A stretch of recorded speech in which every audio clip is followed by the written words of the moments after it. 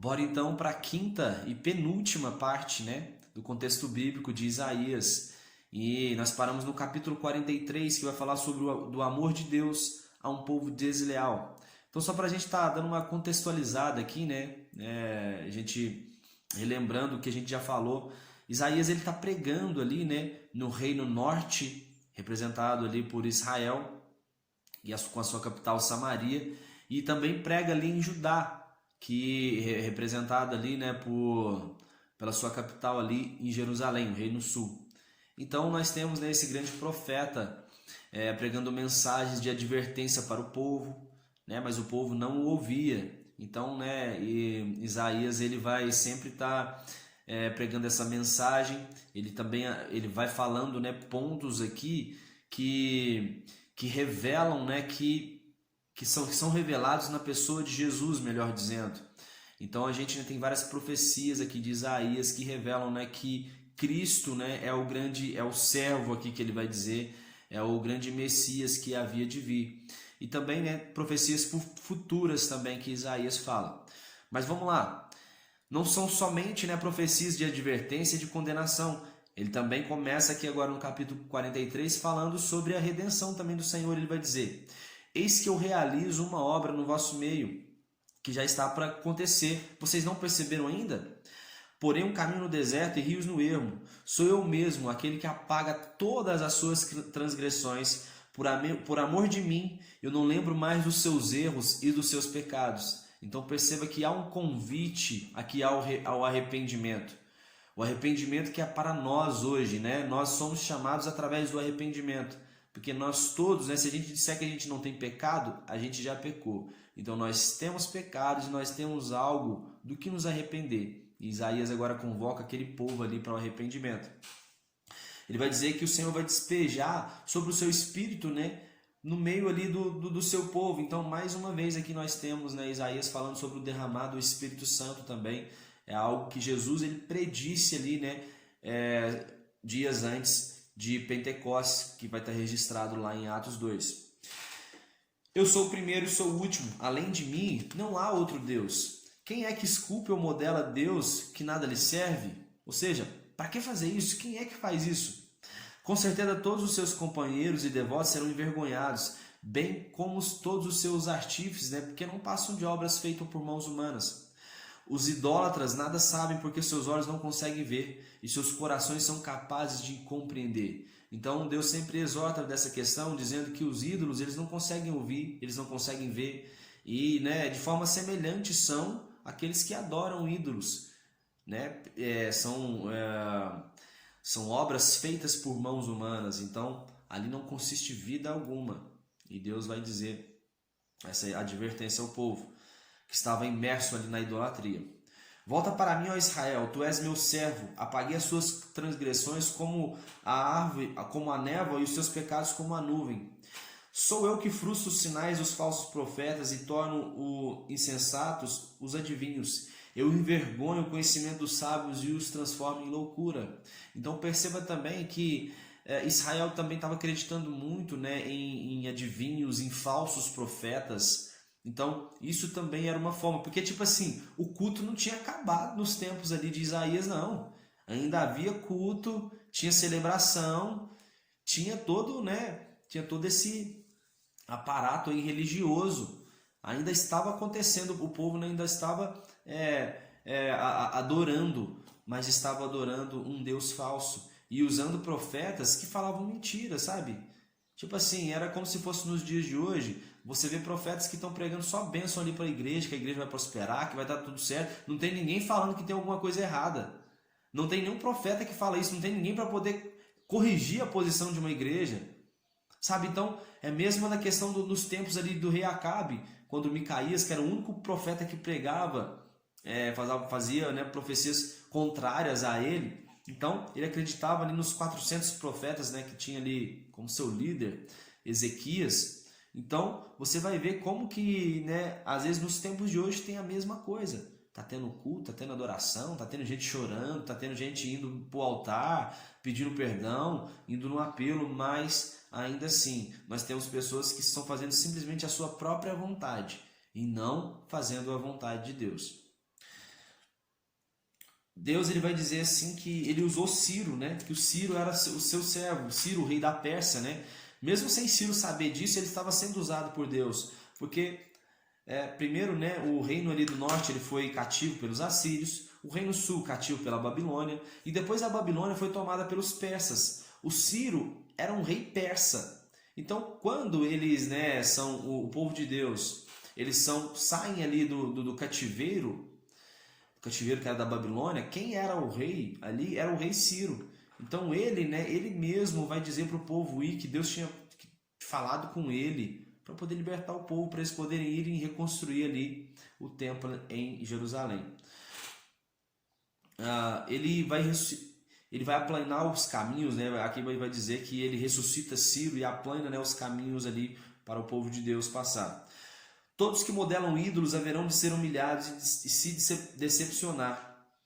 Deus não fez a terra para permanecer vazia, ela vai permanecer totalmente ali habitada. Então, né, Deus está querendo, essa profecia de Isaías está querendo dizer o seguinte: olha, eu não vou exterminar todo mundo não, porque eu fiz a terra para ser habitada. Sabe, eu destruí uma vez nos tempos de Noé, mas isso não vai acontecer, a gente vai até falar isso mais para frente aqui. Mas a terra foi feita para ser habitada, mas precisa de um povo que obedeça ali ao Senhor, né, para não sofrer consequências que Deus já adverte.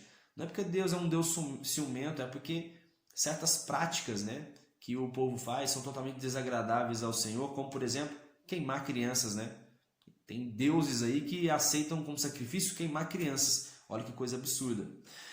São pessoas desprovidas do verdadeiro conhecimento, todos aqueles que levam de um lado para o outro imagens de madeira e outros materiais, que rogam e suplicam a Deus que não tem qualquer capacidade de ouvir, tampouco pode salvar alguém. Fala dos deuses feitos de madeira, né? Que nada servem. Agora ele vai falar sobre a queda da Babilônia. Senta-te em silêncio, refugia-te nas trevas, cidade dos babilônios, porque nunca mais tornarão a ver a rainha de todos os reinos. Deus disse que a Babilônia sofrerá 2 perdas num único dia, que é os filhos e ela vai ficar viúva. A Babilônia, ela tinha ali os seus astrólogos, né, que lhe pregavam ali seus presságios, e eles sempre falavam coisas boas ali para eles também, né? Então a Babilônia também era um lugar onde se podia fazer todo tipo de culto, né? Só não podia adorar ao Deus verdadeiro ali, né? Deus já havia anunciado da boca de seus profetas todos os acontecimentos da Babilônia. Deus faz novas revelações ainda. A Babilônia, ela sempre foi rebelde. Deus não permite que seu nome seja difamado e não divide sua glória com ninguém. E é curioso a gente falar sobre isso aqui, porque, né, falando sobre a Babilônia, que ela sempre foi rebelde e tudo mais, e o povo estava aqui na Babilônia. Só que Deus teve que usar Ciro para poder tirar eles, né, ali da Babilônia. Claro, e era o rei persa, né, mas é sempre comum dizer que eles saíram da Babilônia. A Bíblia é clara em dizer que Ciro é um rei persa, e os persas dominaram ali a Babilônia. Mas vamos lá. Então aqui, Deus teve que usar Ciro para poder tirar o povo, porque dá a entender que o povo não queria sair, porque na Babilônia podia fazer os sacrifícios que eles faziam, adorar outros deuses, né? Na Babilônia estava tudo liberado. Os israelitas não tiveram esse desejo no coração deles, olha, a gente quer sair porque a gente quer mesmo. Nos tempos ali de Esdras, você vai ver que, né, quando o profeta que pregou ali nos tempos de Ciro era Jeremias. Então vai dizer ali que ele, né, Deus colocou no coração ali de Ciro para eles poderem sair da Babilônia. Não foi um desejo dos israelitas, porque ali eles podiam fazer tudo que eles queriam, adorar outros deuses, sabe? Para eles estava tranquilo, não precisava adorar Yahvé, porque foi justamente por essa prática, né, de idolatria aos outros ídolos que Deus trouxe sentença para o povo de Israel, né, que eles foram cativos ali na Babilônia e cativos ali pelos assírios. Então é importante colocar isso, tomar essa nota aí. Exorta a Israel que, se tivesse ouvido e obedecido seus mandamentos, não teriam tantos problemas. E relembra, né, como Deus ali, né, tirou a água da rocha e deu de beber o povo, né, como ele libertou ali o povo do Egito. Sempre é interessante que sempre Deus lembra, né, o povo do Êxodo. Isaías ele vai dizer: olha, antes de eu nascer, o Senhor já me conhecia, Senhor. Desde o ventre da minha mãe, o Senhor já me conhecia. Então perceba essa semelhança, né, entre Jeremias e Isaías. Eles falam nessa mesma coisa, que antes de nascer o Senhor já havia escolhido eles. Haverá mãe, Deus dizendo aqui agora para o seu povo: Haverá mãe que possa esquecer seu bebê que ainda mama e não ter compaixão do filho que gerou? Contudo, ainda que ela esquecesse, eu jamais esqueci de ti, ó Israel. Deus estava lembrando assim, olha, tudo bem, vocês estão passando por esses problemas que vocês criaram, mas pode ficar tranquilo, eu não esqueço de vocês. Ainda que uma mãe possa esquecer do filho, eu não me esqueço de vocês e eu vou trazer salvação para vocês. Onde está a certidão de divórcio que eu entreguei para vocês? Ofereci as minhas costas aos que me feriram e a minha face aos que arrancavam a barba. Não me escondi o rosto dos que afrontavam e me cuspiam. E aqui agora, Deus falando que não esqueceu do povo, e Isaías agora, através sendo boca de Deus aqui, falando sobre a vinda de Jesus, porque Jesus foi esse que ele ofereceu as suas costas, para que pudesse ele tomar aquelas chibatadas. Os soldados que crucificaram Jesus, eles cuspiram no rosto dele. Então, aqui nós temos uma clara passagem falando sobre a vinda de Jesus aqui na terra, momentos que ele passou.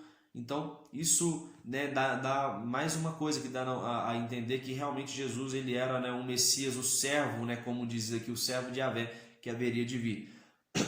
Aquele que tem caminhado nas trevas sem nenhuma luz, põe a sua confiança totalmente no Senhor. Tome o prumo e total apoio de Deus. O Senhor transformará nosso deserto em Éden e a solidão como o jardim do Senhor. Os céus desaparecerão como fumaça e a terra se gastará como as vestes e seus habitantes morrerão como moscas. Lembra das ações do passado e clama pela intervenção de Deus. Diz que os exilados serão colocados em liberdade. Coloca as minhas palavras na tua boca e te protejo como a sombra da minha mão, para que eu estenda novos céus, estabeleça nova terra e declare a Sião: eis que tu és o meu povo. Deus vai falar sobre Jerusalém agora, que Jerusalém ele tomou a taça do juízo de Deus, Então perceba agora, Deus tirará das mãos de Jerusalém o cálice da ira do Senhor. Então perceba aqui agora que fala de um cálice de ira, um cálice do juízo. E você vai ver quando Jesus ele estava ali no Getsêmani, agoniado, dizendo para o Senhor livrar dele aquele cálice, se possível, passa de mim esse cálice. Então perceba que Jesus ele era 100% homem e poderia que ele estivesse com medo, mas agora perceba Estevão no Novo Testamento, como ele encarou essa situação da morte. Ele estava ali dizendo, olha, eis que eu vejo os céus abertos, estou vendo o Senhor aqui sentado do lado direito do Senhor, do trono de Deus. Então perceba que Estevão, ele foi um cara que ele ficou assim tranquilo no meio da morte. Você vê vários outros também, heróis da fé, de tempos mais próximos, que eles também morreram, sabe? E não ficaram ali agoniados. Então pode ser, e isso não é uma afirmação, mas eu creio muito nessa passagem de que o cálice que o Senhor estava querendo livrar era esse cálice da ira. Jesus ele estava vendo ali claramente a ira do Senhor sobre a terra e dizendo, Senhor, passa de mim esse cálice, Senhor. Não deixa o povo passar por essa ira do Senhor, porque horrível coisa é cair nas mãos do Senhor.